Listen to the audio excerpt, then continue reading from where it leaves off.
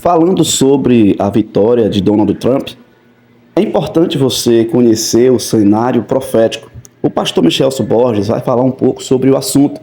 Acompanhe esta mensagem, fica até o final e o link da mensagem completa vai estar aqui na descrição, tá bom? E Deus ele te abençoe. Aqui nesse vídeo, na época eu analisei Trump, o último presidente dos Estados Unidos, quem sabe, né? Não seja mesmo, né? Vamos aguardar as coisas aí, mas, enfim, não dá para a gente ficar só batendo o martelo profético com o olho no jornal, né? Temos que ver as tendências, estudar, né? Daniel, Apocalipse, com profundidade, mas não deixa de ser um cenário bastante interessante. Leia esse artigo aqui, é uma análise bem interessante desse pensador aí, né? Este é um artigo de Blaise Joseph, que compara Trump ao imperador romano Constantino, e foi publicado pela primeira vez em Mercator.net, em 26 de março, muito antes de Trump conquistar a indicação republicana e derrotar Hillary Clinton. Na época parecia audacioso e improvável, agora parece profético. Os cristãos são incapazes de falar livremente, a liberdade religiosa está sob ataque, a sociedade é materialista e imoral, a civilização ocidental enfrenta enormes ameaças de dentro e de fora, e aparentemente o poderoso líder emergente não é santo. Você está pensando nos Estados Unidos de 2016? Não, Roma, de 312, o líder é Constantino. Você está lutando para se tornar o imperador que está lutando para se tornar um imperador romano. Constantino tinha muitos defeitos, ele tinha múltiplas esposas e até mesmo matou uma delas. Era extremamente ambicioso e era um general e político implacável, mas a lenda permanece de que ele teve um momento como um caminho para Damasco, teve uma visão, converteu-se ao cristianismo, triunfou sobre seus adversários e se tornou um grande imperador de Roma. Constantino continuaria não apenas a salvar o Império Romano, mas também a dar liberdade ao cristianismo. Ele assinou o Edito de Milão em 313, dando aos cristãos o direito de praticar sua fé e falar livremente. Isso foi suficiente para permitir que os cristãos se envolvessem na esfera pública com liberdade, permitindo-lhes, assim, difundir a mensagem cristã até os fins do Império e cristianizar a cultura pagã. Tanto é que mais adiante, anos depois, a religião cristã, depois católica, né, vai se tornar oficial do Império. Então veja que coisa interessante, né? É uma comparação bastante interessante, dá vontade de ler até mais, eu vou ler mais um pouquinho aqui, ó. O próprio Constantino não era um pilar de virtudes, mas criou o ambiente que deu aos cristãos a liberdade de influenciar a sociedade. Os primeiros cristãos eram perfeitamente capazes de ser eles mesmos influência para a sociedade. Tudo o que precisavam do imperador era a liberdade de fazê-lo. Avançando rapidamente para 2016, podemos ver muitas semelhanças óbvias. A sociedade ocidental tem muitos problemas.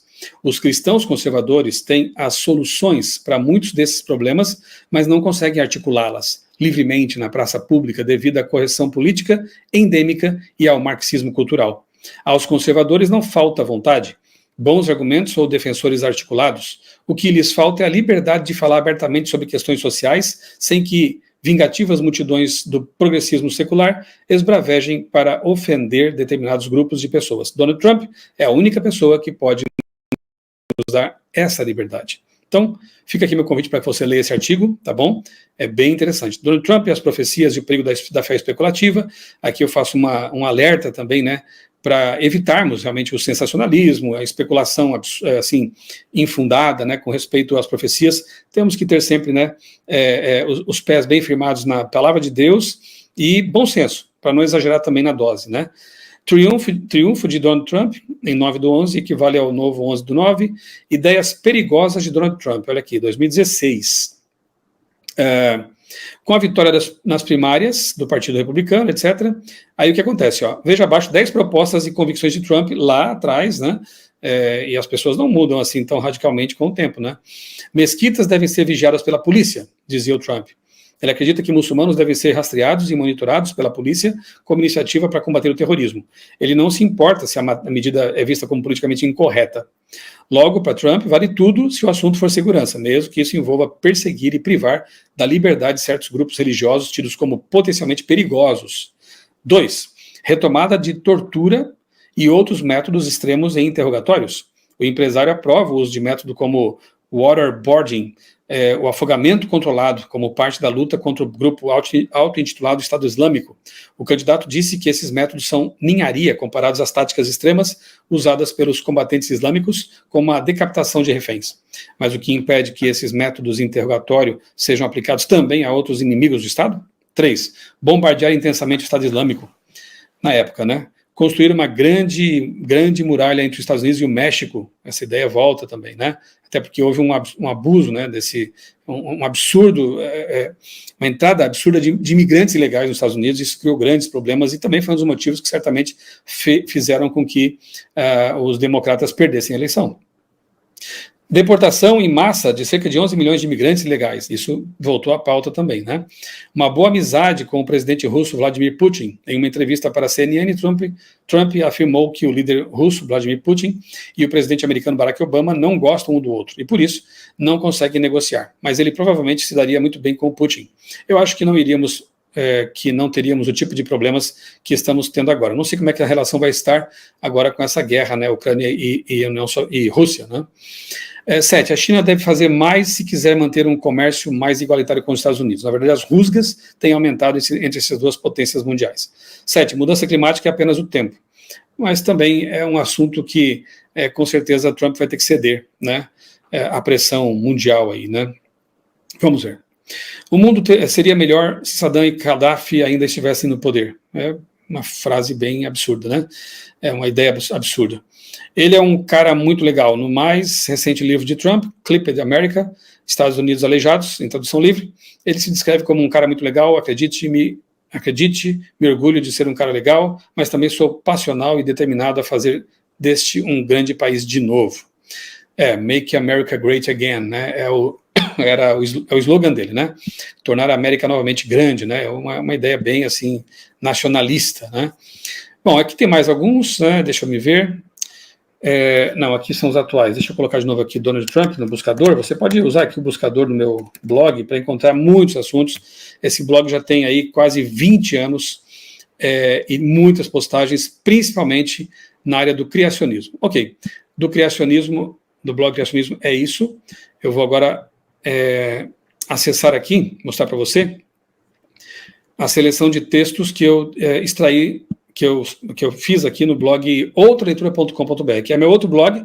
Ele é um pouco mais recente, né, do que o blog Criacionismo, evidentemente, e aqui eu trato de assuntos mais gerais, né, não focado somente no criacionismo, né. E aqui, veja, tem bastante coisa também sobre o Trump, né. Vejamos aqui algumas coisas. Chefe do projeto 2025 diz que segunda Revolução Americana será sem derramamento de sangue se a esquerda permitir. É aquele projeto lá, né, que eu mencionei para vocês, que os evangélicos norte-americanos, cristãos norte-americanos, entregaram para o Trump e gostariam que fosse, né, orientasse seu governo. O presidente do The Heritage Foundation, um think tank de direita, disse que a decisão de imunidade presidencial da Suprema Corte é encorajadora e que o grupo, conhecido como pelo Projeto 2025, já está no processo de retomar o país. Estamos no processo da segunda Revolução Americana que permanecerá sem derramamento de sangue se a esquerda permitir. A Suprema Corte concedeu ao ex-presidente Donald Trump imunidade limitada de processo por atos oficiais na decisão que dividiu juízes, etc, etc. O projeto de transição presidencial 2025, como é conhecido, é um detalhado mandato para a liderança de 900 páginas que estabelece uma administração em espera para o próximo presidente conservador. Ele busca redefinir o poder executivo, incluindo a revisão de várias agências governamentais e a substituição de servidores públicos por nomeados políticos. O plano deixou os críticos em pé de guerra e preocupados com sua natureza apocalíptica e autoritária. Olha que interessante, hein? Um projeto que tem uma natureza apocalíptica e autoritária. O que mais que eu tenho aqui? Trump visitará o Papa e assina decreto que enfraquece a separação igreja-estado, já sabemos disso. O Papa vai tentar convencer Trump a mudar de ideia sobre aquecimento global. Vamos ver também o que vai acontecer. Trump buscará unir povos de todas as religiões. Olha que interessante essa notícia aqui, ó, que eu postei em 2017 também, né? Em sua primeira viagem oficial como presidente ao exterior, o presidente norte-americano Donald Trump vai buscar unir muçulmanos, judeus e cristãos em um esforço para combater o terrorismo. Se houver um inimigo comum, né, um medo comum, alimentado, real ou não, é mais fácil unir as pessoas em torno de causas, né, e aceitarem, inclusive, legislações para, na concepção delas, combater o mal e manter a segurança. Né. Trump viajará à Arábia Saudita, etc. E eu coloquei aqui uma nota, né, muitíssimo interessante a escolha dos países para essa primeira viagem do presidente dos Estados Unidos ao exterior. Assim, ele mantém contato com os mundos islâmico, judeu e católico. E assim, Trump se alinha com os interesses do próprio Papa, cujo objetivo, entre outros, é o de promover exatamente a união das religiões. Só falta agora Francisco convencer Trump a respeito do ecumenismo, né, das mudanças climáticas e aquilo que está por trás disso, Laudato Si, e a guarda do domingo como uma proposta para amenizar as mudanças climáticas, né? O que não pode ser descartado, já que o magnata tem mudado de opinião com certa facilidade desde que assumiu a presidência. O protagonismo e o caráter quase messiânico dessas figuras, duas figuras importantes, fica cada vez mais evidente. Em sua recente viagem a Portugal, o Papa Francisco valorizou o culto à Virgem Maria, ou à Virgem de Fátima, com sua inegável relação positiva com os islâmicos. Aqui tem os links para você depois conferir o que eu estou falando. E evidenciou também um alegado milagre atribuído à santa. O que não podia faltar, claro. A palavra de ordem é união, e os desalinhados não terão lugar nesse novo mundo.